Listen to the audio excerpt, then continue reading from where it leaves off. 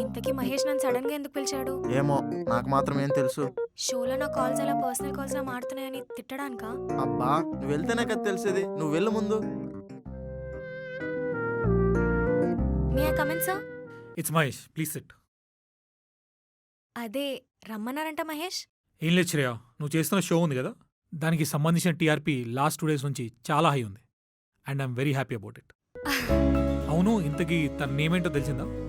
ఏమో మహేష్, నాకు తెలీదు. నేను తనని కనిపెట్టడానికి ట్రై చేస్తున్నాను. డూ వన్ థింగ్, నువ్వు ఒకవేళ తన్ని కనిపెట్టేసినా ఎవరని రివీల్ చేయకు. అప్పుడు సస్పెన్స్ క్రియేట్ అయ్యి టీఆర్పీ పెరుగుతుంది.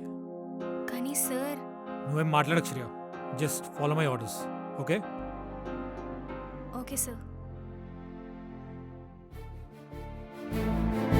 Excuse me.